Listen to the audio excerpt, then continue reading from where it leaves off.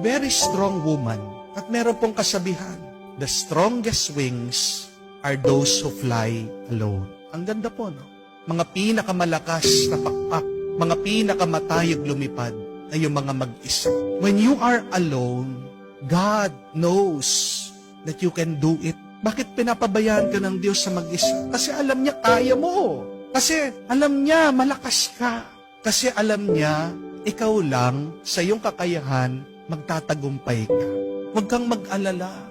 Kahit na nahihirapan ka, nasasaktan ka, napapagod ka sa buhay, kung mag-isa ka, isang mabuting balita yan.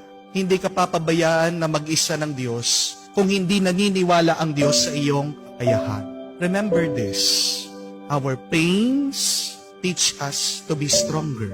Our tears teach us to be braver. And our broken hearts teach us to be wiser. Kung mag-isa ka, dumadaan sa mga